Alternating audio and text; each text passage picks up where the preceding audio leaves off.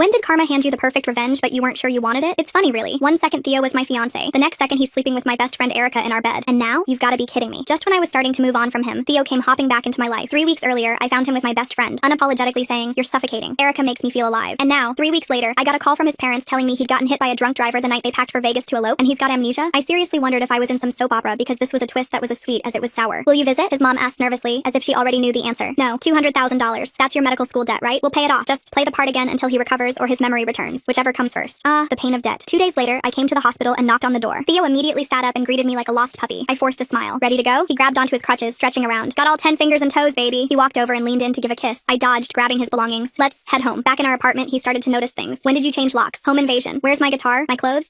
Storage." "Have you been sleeping on the couch?" I couldn't tell him I couldn't sleep in the bed where I'd caught them. "Where are all our pictures? The walls look so empty." "Can you just stop?" I yelled out, glaring at him with tears in my eyes. "I'm sorry," he said softly, reaching out to caress my face. "Was it something I did? A fight?" I felt my own lips quiver, fighting back tears. I wanted to yell at him, tell him how much he hurt me, how fresh my wounds were, but I held back. "Please," I said quietly, "just rest." Theo gave a worried expression. He leaned in and kissed my head, the same way he used to, and walked to the bedroom to nap. I ran off to the bathroom, washing away my tears in the sink. Just a few weeks, I reminded myself. The next few weeks were weird for me. I brought him to physical therapy thrice a week and mostly kept my distance, but he was pushy. "I remembered you loved painting. How about we paint and smooch tonight?" "No." "How about some Netflix and chilling, or dining and dashing? You can dash away, and I'll be the cripple they hesitate to arrest." He laughed at his own joke adorably. I smiled back. Suddenly, he was as playful as I'd first fallen for him, something that disappeared the moment he met my best friend Erica. "No," I told him, in a voice slowly growing more kind to him over time. Soon, we were hanging out together, talking like we used to, doing all the things I'd wanted to do that he'd done with Erica instead. But every time I found myself happy again, I remember the scene of them in the bedroom and immediately feel sick. The day he finished his physical therapy, he invited me to dinner at the pizzeria where we'd met years ago. Like our first date, remember? We sat in the same booth we'd always chosen and flipped through our wedding Pinterest board on his phone. "Why are there roses everywhere? You hate roses. You've always loved sunflowers." I nearly sobbed there. Erica had changed everything about our wedding, and here he was, changing it all back. As if one crash managed to reset everything back to the way it always should have been. But what would happen if all the memories come rushing back? Could my heart really handle getting hurt twice by the same man? "Are you okay? You look like you're about to cry," he said, reaching over to cup my cheek. I leaned into his hand and closed my eyes. "I know something's wrong. I can feel it, but I love you. Whatever it is, we'll figure it out," said the same man who told me I suffocated him a few months back. That was about as much as my poor heart could take. I got up from a table and ran outside, staring out at the heavy rain. I ran my fingers through my hair and screamed, crouching down to cry. Everything had been back on track. I had my fiancé back. No cheating best friend to worry about. No more student loans to pay off. Everything was so perfect. So why is it that it also hurt so much? I knew the answer, just didn't have the strength to face it. Theo ran out of the restaurant and immediately removed his jacket to stop the rain from splashing against me. "Let's head back inside. Whatever you're going through, I'm here." I stood up and threw his jacket back to him. "But you weren't. You weren't there, Theo. The past year you weren't around because you were off sleeping with my best friend." I sobbed, almost screeching it out. I told him everything. His coldness, finding them in bed, Erica, even the money his parents paid me. "I want you out of my life." He sobbed, begged, insisted he was different now. I still said no. I walked out into the storm, the rain washing away my tears. All the heavy feelings gone in an instant. This was it. This was the end. Except it wasn't. Theo chased after me, pulled me close, kissed me in the rain. It was desperate, bitter, mixed in with our tears and rain. When we finally pulled apart, neither of us spoke. There was nothing left to say. I turned and walked away.